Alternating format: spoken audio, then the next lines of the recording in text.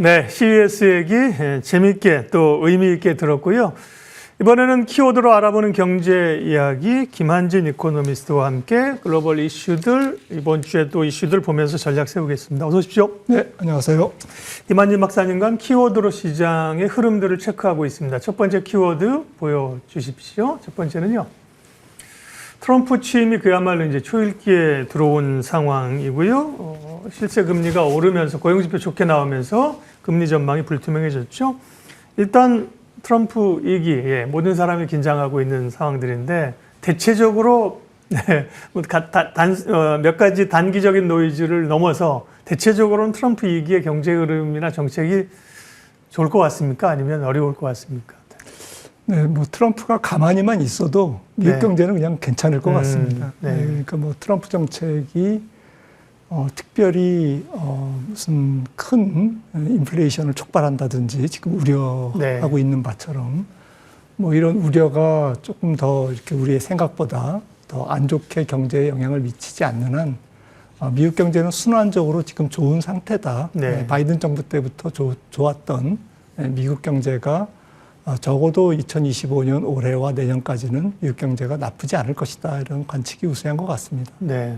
트럼프는 이제 본인이 잘해서 좋았다고 얘기하겠죠. 초석을 잘 깔아놨는데 바이든 때 살짝 망했는데 내가 다시 살릴게. 이런 얘기를 하겠죠. 네. 일단은 말씀하신 관세 폭탄에 따른 인플레 우려들이 있는데 그런 것들이 경제 기조 자체를 흔드는 것보다는 경제의 흐름이 괜찮다고 하셨고 다만 이제 고용지표가 높게 나오면서 올해죠. 올해 금리 인하 경로에 대한 기대치들이 상당히 좀 낮아진 흐름들인데요. 그 부분은 어떻게 하세요? 네, 지금 고용이 너무 세게 나오니까 사실 9월에 비컷을 왜 했나 상당히 의문스럽고 뭐 정치적으로 했나 아니면 뭐 너무 잘못 판단했나 이런 그 우려가 조금 짙게 깔리고 있습니다. 네. 연준 위원들도 또 앞다퉈서 조금 매파적 발언을 하고 있는 게 사실이고요. 그도 그럴 것이 지금 근원 물가는 거의 뭐 조금 북받기처럼 전월비 0.3%, 전년동월 대비 3.3%에 거의 고정돼 있고요. 고점 대비 많이 떨어져 있긴 합니다만 사실은 좀 밑으로는 좀 하방 경직성을 완연히 보이고 있고요. 무엇보다도 이제 고용이 좋습니다. 말씀 주셨듯이 12월 고용이 25만 6천만 건, 상당히 서프라이즈가 나왔죠. 뭐 예상치 컨센서스가 거의 뭐 한 12만 13만이었는데 네, 두 배. 거의 2배 가까이 나왔고요. 실업률도 4.1%로 굉장히 차분한데 아무래도 미국 경제가 아직까지는 버틸 힘이 있다. 뭐 다시 말씀드리면 고용 시장도 굉장히 뜨거웠던 뭐 그런 상황에서 조금 안정돼 가고는 있지만 상대적으로 또 역사적으로 굉장히 높은 수준이다. 가령 빈일자리 대비 이제 뭐 실업률, 실업자 한 명당 빈일자리를 보면 미국이 1.1개인데요.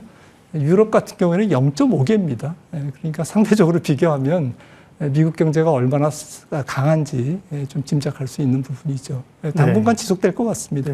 근데 이제 그러면 금리 인하가 원래 작년 말에 올해를 보면서 금리 인하 횟수가 4회에서 2회로 의견들이 줄어든 거 아닙니까? 근데 이제 고용지표가 좋게 나오면서 더 인하 가능성들을 시장에서는 낮게 보고 있는 것 같은데요. 그 부분은 박사님, 예를 들면 작년 말에 4번에서 2번, 지금 분위기는 2번에서 1번 정도로 가는 것 같은데요. 박사님, 그 부분은 어떻게 보세요? 예, 저도 뭐 시장보다는 되게 조금 매파적으로 봤는데 조금 더 매파적으로 봐야 될 것 같습니다. 미셸 보우만 얘기처럼 사실 연준 이사죠. 작년 12월 인하가 마지막이었을 것 같다라는 이제 발언 쪽에 조금 더 무게가 실리고 있고요. 아니나 다를까 지난주에 나왔던 12월 FOMC 의사록을 보니까 대부분의 의원들이 지금 인플레이션의 상당 위험, 인플레이션이 잘 안 잡힐 가능성에 대해서 다 의견의 일치를 보였습니다. 그럴 정도로 인플레는 아직 좀 끈적끈적하고 그리고 고용은 세고 금리를 비컷을 9월 달에 왜 했는지 상당히 다시 한번 짚어보면 의문스러운 이제 그런 상황에서 제 생각에는 올해 많아야 한 번 좀 뭐 하면 뭐 올해 인하가 없을 가능성도 배제할 수 없다라고 생각을 하고 있고요. 인하 시점은 아마도 뭐 1월이나 좀 3월이 되기는 어렵지 않을까라고 그렇겠죠. 생각을 하고 있고요. 3월이 어려운 이유는 1월은 뭐 연속 인하는 네. 말도 안 되는 거고요. 3월이 어려운 것은 트럼프 정부가 출범한 다음에 인플레이션 촉진 정책이 어느 정도 윤곽이 드러나야 이제 그 다음에 통화 정책의 것을 좀 반영할 수 있는데 3월은 조금 급하다라는 네. 측면이고 빨라야 5월. 네, 빨라야 5월인데 5월 달에도 만약에 1분기 경제 지표가 계속 좋다면 인하를 못 하겠죠. 네. 그 트럼프 정책과 금리 얘기를 했고요. 두 번째 키워드 확인하겠습니다. 두 번째는요. 네. 환율이군요. 네. 환율이 여전히 높죠. 지금 1,470원인데요. 다행스러운 건 뭐 1,500원을 곧 뚫을 것 같더니만 조금은 안정되는 국면입니다. 조금 안정권으로 소위 주가로 얘기하면 기간 조정으로 들어가는 건가요? 네, 당분간은 뭐 좀 기간 조정을 보이면서 네. 트럼프 정책을 기다리는 그러한 조금 뭐 나쁘게 표현하면 폭풍 전야 같은 느낌이고 또 좋게 표현하면 좀 선반영이 됐다 어느 정도는 지난 트럼프 당선인이 11월 5일 날 이제 당선이 확정됐으니까 그 이후에 올랐던 환율 시장이 어느 정도는 조금 트럼프 정책에 대해서 선반영을 한 게 아닌가라는 이제 그러한 측면에서 접근할 필요가 있는데요. 좀 긴 관점에서 보면 결국에는 이제 그 대중 관세 정책이 윤곽을 드러내고 조금 그 속도, 관세율 인상의 속도가 결정되면 될수록 추가 달러 강세를 피하기는 어렵지 않을까라고 하는 게 이제 보편적인 예측이고요. 지금 T컴형 DXY 기준으로 달러 인덱스가 지금 108, 뭐 109 정도를 지금 넘나 보고 네, 있는데 109도 넘었더라고요. 네, 정말 보니까. 네. 108, 109에서 움직이고 있는데 향후 한 4 내지 5% 정도는 뭐 충분히 올해 추가 달러 강세가 예상되고요.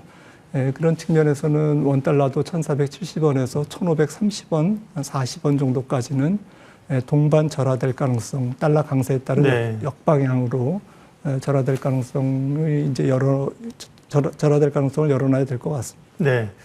한은은 원래 뭐 분위기 자체는 뭐 이번 주 금통이지 않습니까? 이번 주에도 내릴 것 같은 분위기였는데 고용지표 좋게 나오고 미국의 실세금리 오르고 이러면서 일단 이번 주는 좀 어렵다는 얘기로 가는데요. 한우는 금리를 올해 언제쯤 얼마 정도 내릴까요? 네.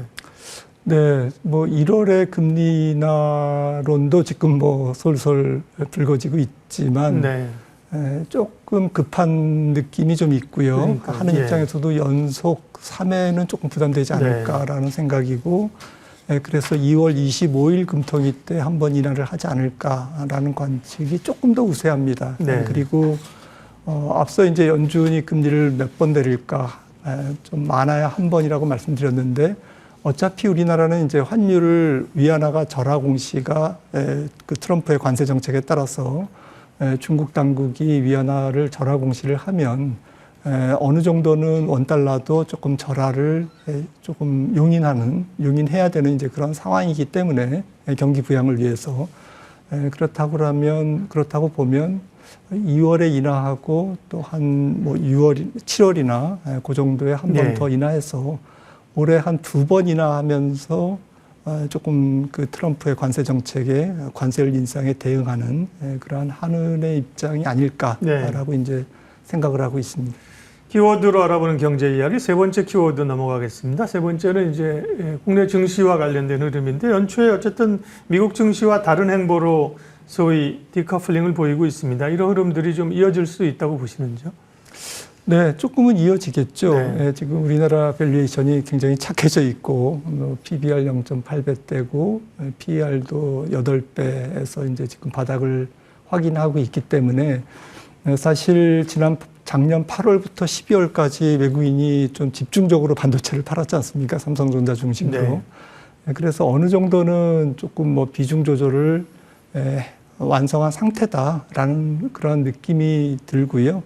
올해는 이제 트럼프의 관세 정책에 따라서 이제 한국과 좀 수출 중심의 국가, 또 일본을 포함해서 뭐 대만, 중국 비중 조절을 해나갈 것 같은데 지금은 이제 트럼프의 관세 정책이 아직까지는 좀 불확실하기 때문에 이미 값이 싸진, 밸류에이션이 싸진 한국 주식을 선제적으로 뭐 1월 달에 더 팔 가능성은 낮아 보이지만 아무래도 이제 다음 주 이제 1월 20일 트럼프 정부가 출범한 다음에 관세 정책의 윤곽이 드러나면 추가적으로 좀 선별적으로는 매도가 좀 불가피하지 않을까라고 생각을 네. 하고 있습니다. 그래서 최근 뭐 1월 중순까지 보여준 외국인들의 매수세가 하순 그리고 좀 설을 지나서 2월까지 계속될지는 조금 지켜봐야 될 것 같습니다. 네. 김한진 박사님의 투자 인사이트 마지막 시간 코너로 듣겠습니다. 보여주시면요. 투자 인사이트. 오늘은 시장의 종류를 판단하라. 전설적 트레이더 제시 리버모어의 얘기입니다. 이 의미는 함의는 무엇입니까? 네. 네, 뭐 제시 리버모어 뭐 전설의 인물이죠. 네. 시장의 종류, 강세장인지 약세장인지 혹은 뭐 정확한 그분의 의도를 모르겠습니다만은 아무튼 이게 시장의 성격, 특성 이런 것에 좀 집중할 필요가 있다. 저는 종류라 그래서 뭐 선물시장, 파생시장 뭐 이런 종류를 얘기해. 그거보다는 시장의 어떤 트렌드 흐름을 파악하라는 의미군요. 특히 이제 강세장인지 약세장인지 지금은 이제 강세장에서 약세장으로 전환되는 국면인지 약세장에서 강세장으로 돌아서는 국면인지 이런 부분들을 좀 집중해서 판단하라라는 측면으로 이제 얘기를 하셨고요. 그런 측면에서 보면 지금은 뭐 전 세계 증시가 좀 미국 중심으로 본다면 강세장에서 약세장으로 전환되는 초입이 아닌가, 그런 변곡점이 아닌가라는 생각에서 저는 조금 보수적으로 올해 연초에 조금 보수적으로 포트폴리오를 관리하시고 조금 위험도를 낮추는 그러한 종목들을 중심으로 트레이딩을 하시는 게 좋지 않을까라는 생각에서 갖고 나왔습니다. 국내는 이제 조금 하락을 좀 벗어날 수 있는 타이밍이기도 하잖아요. 뭐 그렇다고 해도 뭐 미국 증시가 저는 뭐 올해 한 10%에서 20% 조정이 불가피하다라고 생각을 하고 있기 때문에 일시적인 조정이지만 굉장히 큰 폭의 조정이 나올 수 있기 때문에 한국 증시가 또 글로벌 증시가 미국 증시로부터 자유로울 수는 없다라는 측면에서 조금 조심해야 되는 때가 아닌가 생각을 합니다. 제시 리버모어는 뭐 추세로 굉장히 중요하죠. 추세가 있을 때 추세를 타라는 말씀, 시장의 흐름을 잘 읽어라 이런 말씀입니다. 예, 키워드로 알아보는 경제 이야기 김한진 박사님 함께했습니다. 고맙습니다. 지수는 어떻게 됐나요? 예, 코스피는 2,491% 정도 조정을 오늘 이제 보이고 있습니다. 그래도 이제 상대적으로 견조한 흐름이기 때문에 오늘 끝날 때 이것보다 이제 낙폭을 좀 좁힐 수 있기를 일단은 좀 기대를 해보는 거죠. 네. 터닝 포인트 여기까지 하겠습니다. 함께 해주셔서 고맙습니다.